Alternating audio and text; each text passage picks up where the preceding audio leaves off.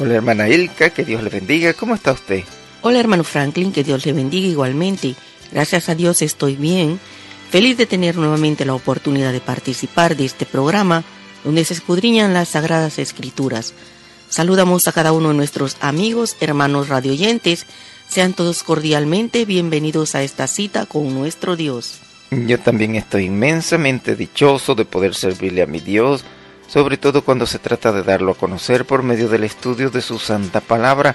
Sin dudas, hermana Ilka, que el tiempo mejor invertido en la vida que Dios nos da es el tiempo que le dedicamos a Él, sobre todo porque lo más beneficiados somos nosotros mismos. Es muy bueno ver y entender eso desde ese punto de vista, no solo porque realmente es así, sino porque al estar consciente de esa realidad, nos ayuda a hacer los planes y el esfuerzo que necesitamos para no perdernos ninguna oportunidad que Dios nos da de estudiar su palabra. Claro que sí, mi hermana Ilka y todos los hermanos y amigos que se han dejado llevar de parte del Espíritu Santo y a esta hora están escuchando este humilde programa. Estoy convencido que este programa es la respuesta de Dios al clamor que miles de personas le hacen cada día, deseosos de poder tener la oportunidad de estudiar, conocer y aprender las Sagradas Escrituras. Damos una cordial bienvenida a todos nuestros oyentes. Si usted es de los que en alguna ocasión el Espíritu Santo le ha puesto en su corazón el deseo de estudiar su palabra, entonces trate de aprovechar esta oportunidad que Dios le da de recibir estos estudios. Además, le animamos a que llame inmediatamente a sus familiares, amigos y compañeros de trabajo o de estudio para que sintonicen esta su emisora WKDM 1380 AM para que ellos se puedan beneficiar igual que usted. También les puede decir que nos pueden escuchar en vivo en cualquier parte del mundo por internet en la dirección electrónica www.1380am.com.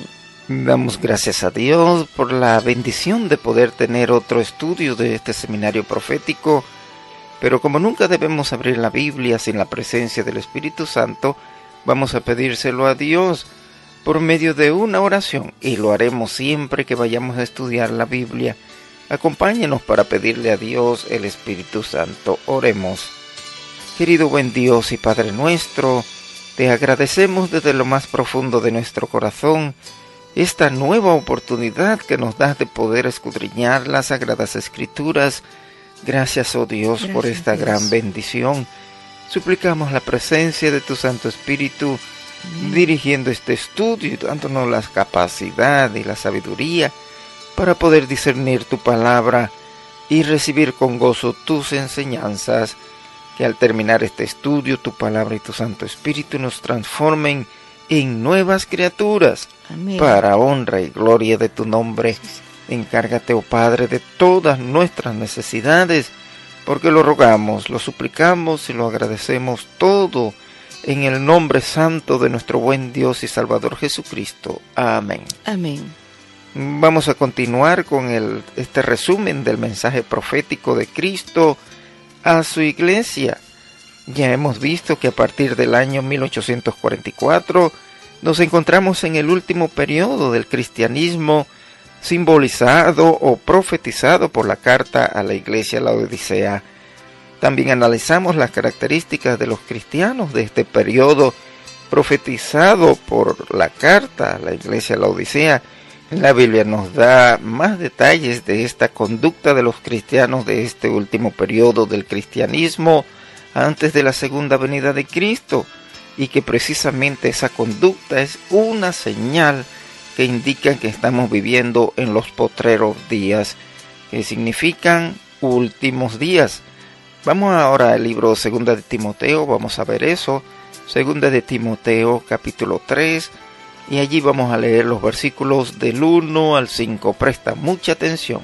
También debes saber esto, que en los postreros días vendrán tiempos peligrosos, porque habrá hombres amadores de sí mismos, avaros, vanagloriosos, soberbios, blasfemos, desobedientes a los padres, ingratos, impíos, sin afecto natural, implacables, calumniadores, intemperantes, crueles, aborrecedores de lo bueno, traidores, impetuosos, infatuados, amadores de los deleites más que de Dios, que tendrán apariencia de piedad, pero negarán la eficacia de ello. A estos evita. Nos hemos estado preguntando muchas veces cómo será que la conducta de los cristianos de este tiempo previo a la segunda venida de Cristo va a llegar en un periodo de tiempo muy corto a la condición que describe en Apocalipsis 3, 14 al 19 y segunda de Timoteo 3, 1 al 5 que acabamos de leer, siendo que cada vez el cristianismo parece ser más popular y está de moda ser cristianos. En clases anteriores hemos visto que la historia demuestra que una de las estrategias que Satanás ha utilizado para combatir el desarrollo del cristianismo es la de perseguir y destruir a los cristianos y a la Biblia.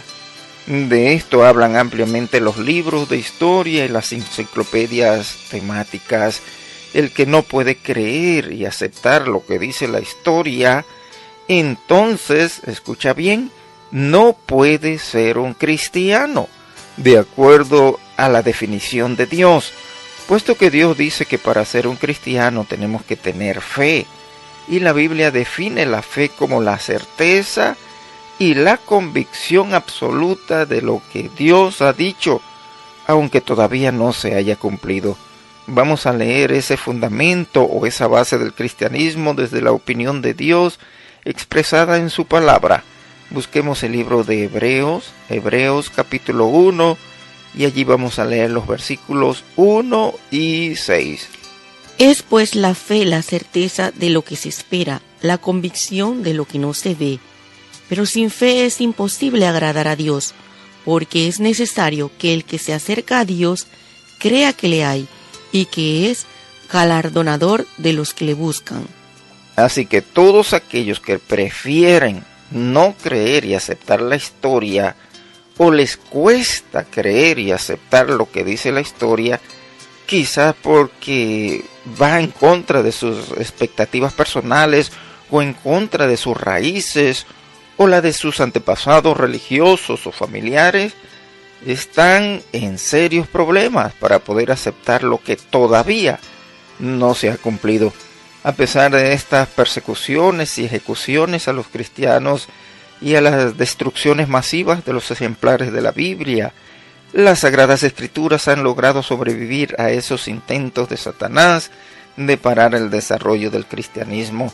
Pero, tal como vimos en las dos clases anteriores, en los últimos 3 siglos Satanás ha combatido con esa estrategia de persecución y destrucción de la Biblia y de todos los cristianos. Ahora, con gran sagacidad, Satanás creó un grupo de supuestos teólogos que se han dado a la tarea de analizar literariamente a la Biblia, como se hace con cualquier otro libro, descartando la idea de que es un libro inspirado por Dios, y hacer críticas y evaluaciones de acuerdo a sus conclusiones, determinando que de lo que está escrito en la palabra de Dios puede ser aceptado como posible y creíble, y que no debe ser aceptado ni creído por los seres humanos. De esta práctica se le ha dado a conocer como la crítica bíblica, la cual se divide en 2 modalidades de acuerdo al objetivo específico al que se dedican. Existe la crítica baja y la alta crítica. Así es. Vimos que supuestamente la baja crítica se ocupa de constatar o verificar lo más aproximadamente posible el texto de los manuscritos originales a partir de las copias que perduran hasta hoy. Por eso es comúnmente llamada crítica textual. Este tipo de crítica es más objetiva que la alta crítica, porque su campo se limita a un análisis de los manuscritos textuales disponibles. En cuanto a la crítica alta, decíamos que está interesada en la precisión del texto, al estudiar los escritos meramente como literatura humana, rechazando de antemano, como ya hemos dicho, cualquier inspiración divina posible de los escritores y de la intervención divina en los asuntos humanos. La alta crítica investiga la fecha de la composición, la autoría, el posible uso de fuentes y la cultura que influyó en el texto.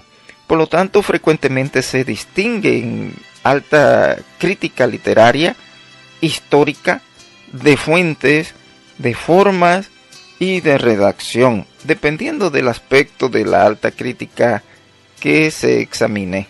Decíamos que el problema fundamental con la alta crítica es su dependencia de las especulaciones subjetivas de la crítica y no de la investigación científica verificable. El impacto negativo de la crítica bíblica puede verse en el creciente número de eruditos bíblicos, predicadores y cristianos laicos que han perdido la confianza en la veracidad de la Biblia.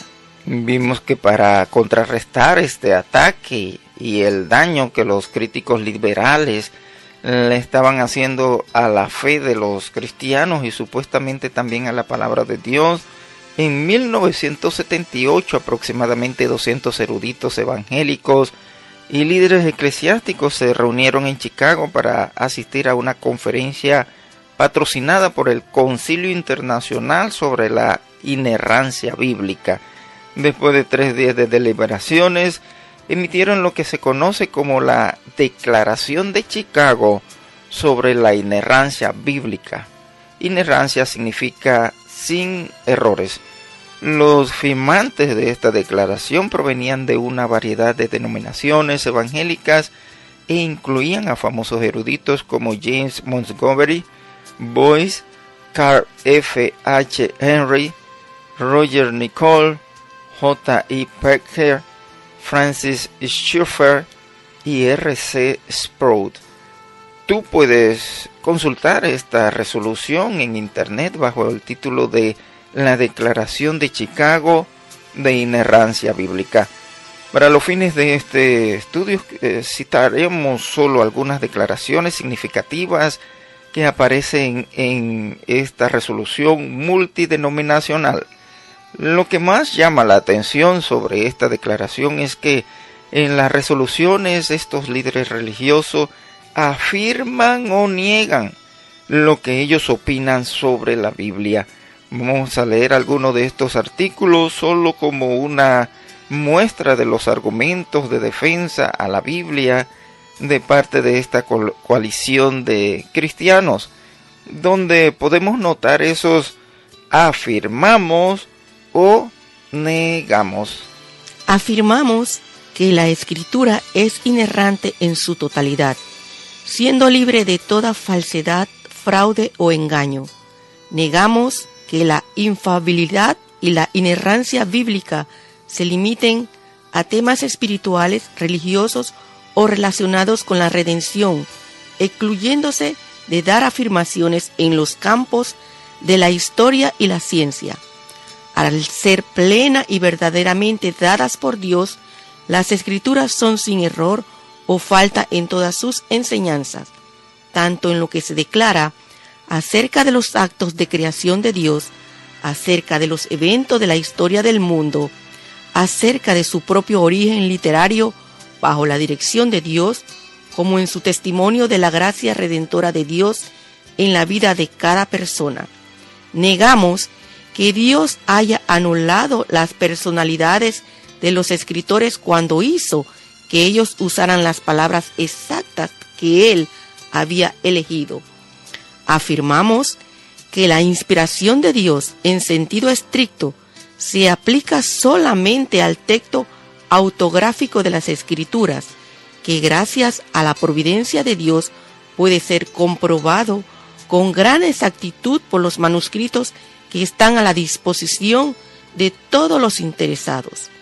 Con el fin de defender la Biblia, estos líderes religiosos van hasta el otro extremo y llegan hasta el punto de afirmar que los cristianos no pueden ser considerados evangélicos legítimamente a menos que crean que en la absoluta inerrancia de la Biblia. La anulación de esta creencia se supone que conduce al rechazo de otras doctrinas evangélicas y a la ruina de cualquier denominación u organización cristiana. La perfección literaria de la Biblia es la suposición de que tú y yo hemos heredado, pero lamentablemente esa afirmación no es cierta. Y aferrarse a esa creencia, aunque sea con la buena intención de defender a la Biblia, da lugar a que los críticos bíblicos fácilmente te muestren que estas afirmaciones carecen de sustento bíblico e histórico, y te afectará tu confianza en la autoridad de la Biblia, que es lo que te queremos evitar, pero con los pies puestos sobre la tierra. La cuestión no es si la Biblia es inspirada en forma total o parcial, sino en qué sentido el Espíritu Santo influyó sobre los escritores bíblicos para garantizar la veracidad de sus mensajes. Vamos a leer 2 de los versículos donde la Biblia habla sobre su inspiración. Primero busquemos 2 de Timoteo, capítulo 3 y el versículo 16. Toda la Escritura es inspirada por Dios y útil para enseñar, para redarguir, para corregir, para instruir en justicia. Como vimos en 2 de Timoteo, solo dice que toda la Escritura es inspirada por Dios. No dice que Dios dictó al escritor o que Dios controló al escritor al momento de escribir esa inspiración. Ahora leamos lo que dice al respecto también 2 de Pedro, capítulo 1 y el versículo 21. Porque nunca la profecía fue traída por voluntad humana, sino que los santos hombres de Dios hablaron siendo inspirados por el Espíritu Santo. Aquí se nos especifica que fue directamente el Espíritu Santo quien inspiró a los profetas, es decir, a los mensajeros de Dios. Allí no dice que les dictó lo que debían escribir, ni las palabras que debían utilizar. Sin embargo, en la Declaración de Chicago sobre la inerrancia bíblica plantea que la Biblia fue plena y verbalmente dada por Dios. Dios ¿hizo que los escritores bíblicos usaran las palabras exactas que él había elegido?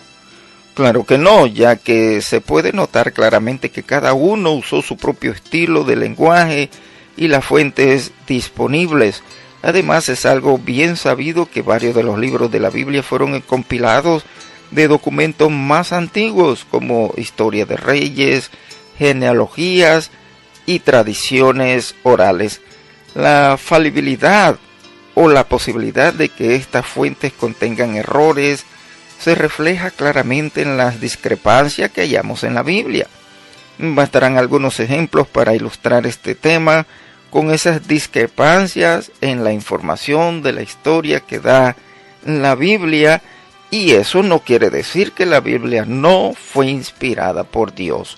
Vamos a repasar 2 versículos históricos que comparamos en la clase anterior como una prueba de que negar que la Biblia contiene algunas discrepancias en la información que contiene es ignorar la realidad y al mismo tiempo dar lugar a ser sorprendido con esas pruebas de parte de los críticos bíblicos. Primero busquemos Segunda de Reyes capítulo 24, y allí vamos a leer el versículo 8, donde dice que el rey Joaquín tenía 18 años cuando comenzó a reinar. De 18 años era Joaquín cuando comenzó a reinar, y reinó en Jerusalén 3 meses.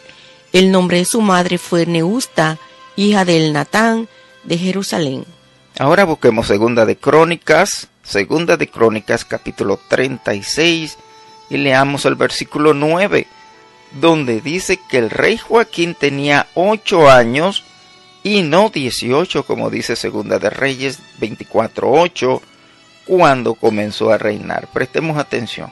De 8 años era Joaquín cuando comenzó a reinar, y reinó 3 meses y 10 días en Jerusalén, e hizo lo malo ante los ojos de Jehová. Existe un catálogo impresionante de inexactitudes bíblicas que confrontan los eruditos. Para mayor brevedad, citamos los 2 primeros enumeraciones del catálogo. Anota estas citas para que las tengas y las vayas leyendo después del programa porque por asunto de tiempo no las vamos a poder leer ahora. Debes tener presente que no es nuestra intención el desmeritar la Biblia o hacer que tú no confíes en ella. Todo por lo contrario. Nuestra intención es la de que te adelantes para cuando alguien trate de hacerte dudar de la palabra de Dios, estés preparado al conocer la naturaleza de la Biblia. Así que pedimos que te quedes escuchando hasta el final de la clase. Y si quieres aprender a defenderte con Biblia en mano, no te pierdas la próxima clase. Si tienes alguna confusión, por favor nos llamas o nos escribes. Procuraremos ayudarte. Empecemos con estas citas. Primero iremos a las incertidumbres o a las diferencias históricas. David mató a 40,000 hombres de a caballo, según dice Segunda de Samuel, anota allí, Segunda de Samuel, capítulo 10, versículo 18, o mató a 40,000 hombres de a pie, como dice Primera de Crónicas 19, 18, Primera de Crónicas 19, 18, anota ese versículo, compara los dos versículos. Jesús sanó al ciego de Bartimeo cuando se aproximaba a la ciudad de Jericó, como dice Lucas 18:35, o al salir de la ciudad de Jericó, como dice Marcos 10:46, anota esos dos versículos, Lucas 18:35, compáralo con Marcos 10:46. Obab era cuñado de Moisés, como dice en Números 10:29, o era su suegro, como dice Jueces capítulo 4, versículo 11. El gallo cantó una vez cuando Pedro negó al Señor, como dice Mateo 26, versículo 34 y los versículos 69 al 75, o cantó dos veces, como dice el libro de Marcos capítulo 14, versículos 66 al 72.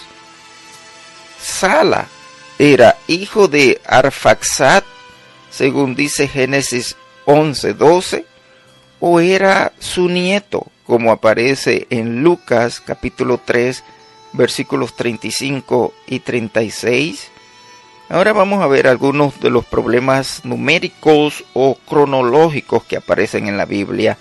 Murieron 24,000 de la plaga, como aparece en Números, el libro de Números capítulo 25:9, o fueron 23,000, como se registra en Primera de Corintios capítulo 10, versículo 8. Compara allí, repetimos, Número 25:9 y Primera de Corintios 10:8. Salomón tenía 40,000 caballerizas para sus caballos, como dice Primera de Reyes 4:26, o eran 4,000, como dice Segunda de Crónicas 9:25. Joaquín tenía 18 años, como ya hemos leído en Segunda de Reyes 24:8, o solo tenía 8 años, como dice Segunda de Crónicas 36:9, cuando empezó a reinar. Ocosías llegó al trono a los 22 años, como dice Segunda de Reyes 8:26, repito, Segunda de Reyes 8:26, o a los 42 años, como dice Segunda de Crónicas 22:2. David era el octavo hijo de Isaí, como dice Primera de Samuel 16, versículos 10 y 11, Primera de Samuel 16, 10 y 11, o era el séptimo, como dice Primera de Crónicas 2:15. Los resultados del censo ordenado por David y llevado a cabo por Joab, la certeza de su ejército arroja discrepancias similares. Según Segunda de Samuel 24:9, Joab le informó a David que fueron los de Israel 800,000 hombres fuertes que sacaban espada, y los de Judá 500,000 hombres. Así dice Segunda de Samuel 24:9. Pero en Primera de Crónicas 21:5, Joab le informa a David que habían en todo Israel 1.100.000 que sacaban espada, y de Judá 470.000 hombres que sacaban espada. Eso está en Primera de Crónicas 21:5. Obviamente los dos conjuntos de números difieren significativamente. Uno de ellos es inexacto. Otro ejemplo es el precio que David le pagó a Arauna, el Jebuseo, por la propiedad donde construyó un altar y ofreció sacrificios para aplacar la plaga que estaba diezmando al pueblo. Según Segunda de Samuel, anota Segunda de Samuel 24:24, David pagó 50 ciclos de plata por esa propiedad. Pero según Primera de Crónicas 21:25, David pagó 600 ciclos de oro por la misma propiedad. La diferencia entre 50 ciclos de plata y 600 ciclos de oro es enorme, y para nada puede explicarse como el error de un escriba. ¿Por qué el Espíritu Santo no intervino y evitó la posibilidad de discrepancia en estos datos históricos y numéricos? En realidad lo que parece es que dos escritores usaron las fuentes diferentes de historia que tenían a su disposición al momento de detallar la Biblia con información histórica. El hecho es que el Espíritu Santo no eligió suspender ni suprimir las facultades humanas de los escritores para garantizar la exactitud absoluta. Si nos damos cuenta, la información que presenta discrepancia es información que no afecta nuestra fe y la práctica de nuestra relación con Dios, ya que solo es información sobre un mismo hecho, escrita por dos escritores distintos en épocas distintas, que usaron fuentes distintas y que no son ordenanzas de algo que nosotros debemos hacer o debemos dejar de hacer. Saber eso es conocer la naturaleza de la Biblia que el Espíritu Santo ha inspirado, escrita por instrumentos humanos con diferentes niveles de cultura, para hacernos saber las enseñanzas que nos permitan conocer la voluntad de Dios. Y nosotros no somos quienes para definir la inspiración según nuestros propios criterios subjetivos de inerrancia o perfección para enfrentar el reto de la crítica bíblica. En pocas palabras, la Biblia no necesita que nosotros la defendamos, y menos ignorando su naturaleza. Si queremos estar protegidos contra los detractores de la Biblia, más nos conviene conocer su real naturaleza. Realmente es interesante y reconfortante ir conociendo estos detalles que nos permiten ir conociendo y apreciando la naturaleza de la Biblia, y eso nos llena de seguridad en las Sagradas Escrituras y nos ayuda a no dudar de ellas. Hermano Franklin, ¿cuál es la posición o la interpretación católica de la naturaleza de la Biblia? La cuestión de la fidelidad del texto bíblico no se analiza en los documentos católicos oficiales. Para la Iglesia Católica, la fidelidad de la Biblia es un hecho incuestionable, basado en su creencia claramente expresada en el Nuevo Catecismo de la Iglesia Católica de que la Sagrada Escritura es la palabra de Dios, en cuanto escrita por inspiración del Espíritu Santo. Esta declaración parece una teoría del dictado, puesto que define a la Biblia como la palabra de Dios registrada por inspiración del Espíritu Santo. El problema con la enseñanza católica es doble. Por un lado, intenta hacer que la Biblia sea un libro estrictamente divino que infunda reverencia como el cuerpo de Cristo. Pero, por otro lado, eleva la tradición, es decir, las enseñanzas tradicionales de la Iglesia Católica, a la misma naturaleza y el mismo valor de la Biblia. El Catecismo explica que la Sagrada Escritura es la palabra de Dios escrita, mientras que la tradición es la transmisión viva de la palabra de Dios, confiada a la Iglesia. En otras palabras, Dios se revela a través de la Biblia y de las enseñanzas tradicionales de la Iglesia Católica. Hasta donde sabemos, las tradiciones son consideradas tradiciones precisamente porque no se conoce su origen. Citando el documento del Dei Verbum, o de la Palabra de Dios del Vaticano II, el Catecismo dice: la tradición y la Sagrada Escritura están íntimamente unidas y compenetradas. Si no tienes un catecismo católico, lo puedes consultar en internet y verificar todo lo que estamos diciendo. Leamos otra declaración del Catecismo Católico en cuanto a la igualdad de la Biblia y la tradición. La tradición recibe la palabra de Dios encomendada por Cristo a los apóstoles y la transmite íntegra.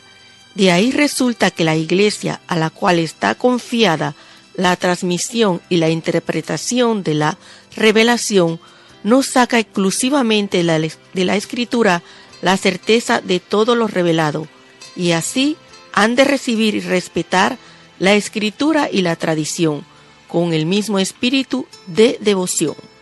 Esta declaración oficial expresa con sorprendente claridad la enseñanza católica de que Escritura et Tradition, es decir, la Escritura y la tradición, son los dos canales de la revelación divina y constituyen la autoridad normativa para definir las creencias y las prácticas católicas. Hermano Franklin, ¿cómo podemos evaluar la visión católica en este tema? Al hacer de sus enseñanzas tradicionales la transmisión viva de la palabra de Dios, llevada a cabo en el Espíritu Santo, la Iglesia Católica ha reducido sustancialmente y en última instancia ha sustituido la autoridad de la Biblia. El cardenal James Gibbon, en su libro La fe de nuestros padres, reconoce este hecho al decir: las Escrituras solas no contienen todas las verdades que un cristiano está sujeto a creer, ni impone explícitamente todos los deberes que está obligado a practicar. En la misma línea, el profesor católico John L. Mackenzie de la Universidad de Notre Dame, en su libro La Iglesia Católica Romana de 1971, página 264, declara: la Biblia es la palabra de Dios, pero fue la Iglesia la que pronunció la palabra. ¿Es la Iglesia la que da la Biblia al creyente? Al elevar su autoridad de enseñanza, conocida como magisterio, por sobre la autoridad de la Biblia, la Iglesia Católica ha tenido éxito a través de los siglos en promulgar una hueste de dogmas que abiertamente violan las claras enseñanzas de la Biblia. Entre ellas tenemos las siguientes enseñanzas católicas populares, aunque no bíblicas: la inmortalidad del alma, la sacralidad o la santidad del domingo, la primicia papal, el bautismo infantil, la veneración en la intercesión de María y de los santos, la penitencia, las indulgencias, el purgatorio y el tormento eterno en el infierno. Hermano Franklin, me he quedado pensando en algo de lo que dicen los católicos. ¿Es cierto eso de que la Escritura necesita complementarse con la tradición? La noción de que la Biblia contiene solo verdades parcialmente reveladas para ser complementadas por la enseñanza de la Iglesia Católica niega el poder infinito de las Sagradas Escrituras. A través del apóstol Pablo, Dios nos dice que la Escritura contiene todas las enseñanzas necesarias para que un creyente sea perfecto e enteramente preparado para toda buena obra. No hay necesidad de tradición para complementar la Escritura. Vamos a leer eso.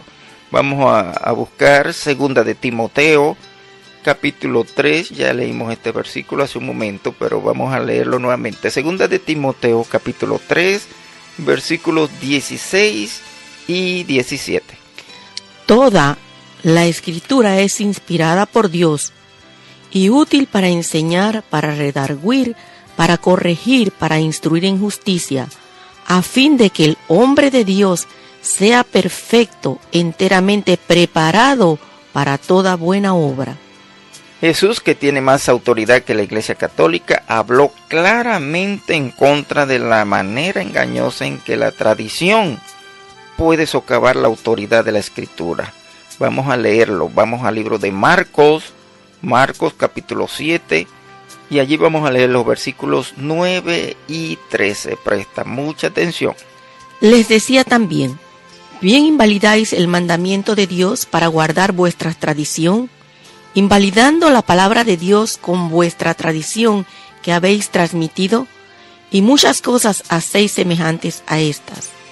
Los escritores del Nuevo Testamento constantemente apelaban a las Escrituras, no a la tradición, para defender la validez de sus enseñanzas. Ese es el caso de los bereanos, que fueron elogiados por el apóstol Pablo por examinar las enseñanzas sobre la base de la Escritura, no sobre la base de la tradición. Leamos eso, vamos al libro de Hechos, y ahí leemos, buscamos el capítulo 17 y leemos el versículo 11. Inmediatamente los hermanos enviaron de noche a Pablo y a Silas hasta Berea, y ellos, habiendo llegado, entraron en la sinagoga de los judíos, y estos eran más nobles que los que estaban en Tesalónica, pues recibieron la palabra con toda solicitud, escudriñando cada día las Escrituras para ver si estas cosas eran así.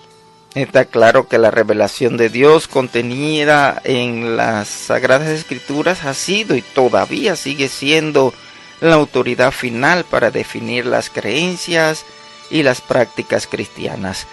Cualquier intento de sustituir la autoridad de la Biblia por la autoridad de la enseñanza de cualquier iglesia representa, como dijo Jesús, una manera de dejar a un lado los mandamientos de Dios para mantener sus propias tradiciones. Así que es por la tradición que se transmiten los errores y las contrariedades con la palabra de Dios, y todos los que no las exigen a sus líderes espirituales que les sustenten todas las enseñanzas con el respaldo de la palabra de Dios, están colaborando y participando de esta práctica condenada por Jesús. Todos estos ataques dirigidos a desvirtuar la validez de la palabra de Dios y acabar con la confianza en ella, al grado que pocos la estudian y la respetan, dará lugar a que cuando vean que se estén terminando de cumplir lo poco que falta por cumplirse, van a querer buscar la palabra de Dios con urgencia, pero ya no habrá tiempo para hallarla. Leamos esa profecía, la podemos encontrar en 2 de Timoteo, capítulo 4, versículo número 3. Porque vendrán tiempos cuando no sufrirán la sana doctrina, sino que teniendo comezón de oír, se amontonarán maestros conforme a sus propias concupiscencias. Vamos a ver cuál es la actitud correcta ante la naturaleza de la Biblia, la palabra de Dios, para que estés preparado para cuando la ola de los ataques de los críticos bíblicos lleguen hasta ti, pueda ser invulnerable y que tu fe resista esos ataques por la gracia de Dios. Pero eso será en la próxima clase, porque por hoy el tiempo se nos terminó y tenemos que parar por aquí. Hermano Franklin, queridos oyentes, realmente yo estoy impresionada y agradecida a Dios por haberme permitido la bendición de participar del estudio de hoy, de este seminario, escudriñando las profecías. Por lo tanto, quisiera expresar mi agradecimiento a Dios por medio de una oración. Los que desean me pueden acompañar. Si alguien quisiera orar a Dios en una forma más personalizada, también puede hacerlo. Oremos. Querido buen Dios, Padre y Señor nuestro, te agradecemos inmensamente por habernos permitido participar de este estudio en el día de hoy. Amén. Gracias, Señor, por las enseñanzas recibidas por medio del Espíritu Santo directamente de las Sagradas Escrituras. Sí, Señor. Sé, oh Padre, con cada persona que ha escuchado este programa. Asimismo, suplicamos multipliques las bendiciones para nuestros patrocinadores, para que este programa se pueda mantener en el aire por mucho más tiempo. Igualmente te pedimos bendiciones para esta emisora que abre sus puertas, sus micrófonos, para que tu santa palabra sea estudiada. Sí, Señor. Te entregamos, Padre, cada una de nuestras necesidades. Amén. Y te rogamos que conforme a tu voluntad obres en cada uno de nosotros. Sí, Padre. Todo te lo rogamos en el santo nombre de nuestro amado y Salvador, Cristo Jesús. Amén. Amén. Recuerda que ya puedes entrar a nuestra página web y escuchar o descargar todos los temas anteriores del curso bíblico básico y de este seminario profético. Entra a la siguiente dirección electrónica: www.escudrinandolasescrituras.com. Todo de seguido, en lugar de la ñ pones la n. www.escudrinandolasescrituras.com. Dale el dato a tus familiares, amigos, vecinos, seres queridos y a tus contactos en las redes sociales. También nos puedes encontrar en Facebook con el mismo nombre. Bien, amables amigos y hermanos oyentes, gracias una vez más por escucharnos. Esperamos que anotes en tu agenda nuestro compromiso la próxima semana, si Dios lo permite. Recuerda, si tenías que perderte algún programa de este seminario profético, debió haber sido el de hoy. El próximo, no te lo pierdas por nada de este mundo. Estuvimos con ustedes, sus amigos y hermanos en Cristo, Ilka y Franklin. Que Dios les bendiga.